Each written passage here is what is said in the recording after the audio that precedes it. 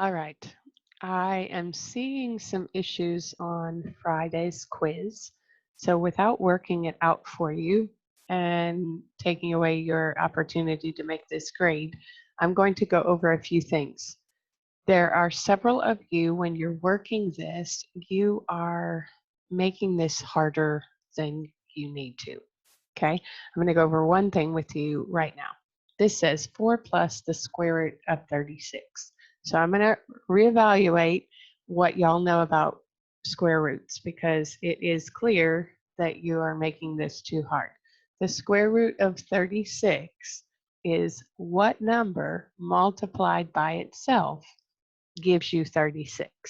Okay. And you're only doing the primary root. Okay. So whatever you get for that, you're going to add to 4. It's that simple. So if you're breaking this down into a factor tree and not seeing what the square root of 36 is by the factor tree, either you're not understanding the factor trees or you're making this too hard. Okay. Number 2, I would like you to ask yourself, what is the square root of 81? What number multiplied by itself gives you 81? And that's number 2. Number 3, the only difference in this one is it says the cube root of negative 216. Now, that means what number multiplied by itself 3 different times gives you the negative 216. I'm going to I'm going to kind of write right here. So you're getting, those are dots, by the way, not minuses. Um, you are getting what number multiplied by itself gives you a negative 216. So you've got to keep in mind the number inside is negative. So when you multiply, I'm saying the same number, x times x times x, is going to give you a negative. So hopefully you've kind of got in your mind that x has got to be a certain kind of number. Anyways, moving on to number 4. This is where you would take the square root of 81 and the square root of a to the 6th power. If you're not understanding that from the lessons, then there would be a problem.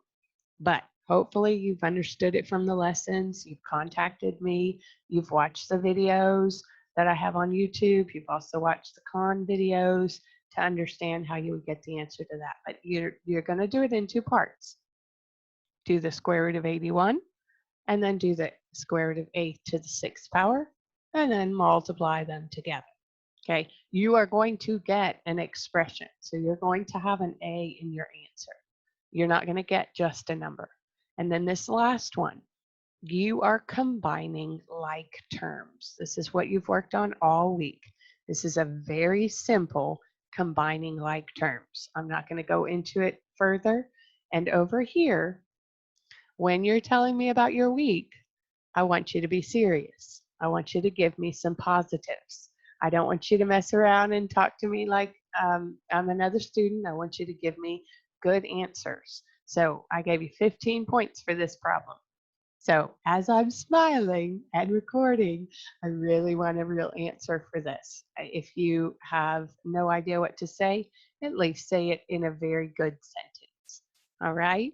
So hopefully you have understood this a little bit more. You can be using your book, you can be using your notes.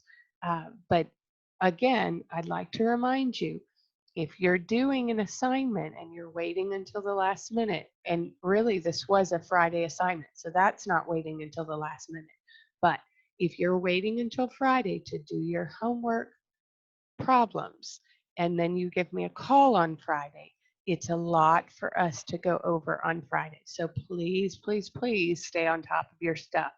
This week you have less assignments than you've ever had. So we're kind of giving you a little bit of a pause and a little bit of a break. But I hope that you do it earlier than later because the later you wait in this week, remember we have Friday off. So you need to have everything done by Thursday. So get it done early so you can ask me questions and get it done and maybe have Wednesday and Thursday free. All right? Really. Text me if you have any questions, please. That is all.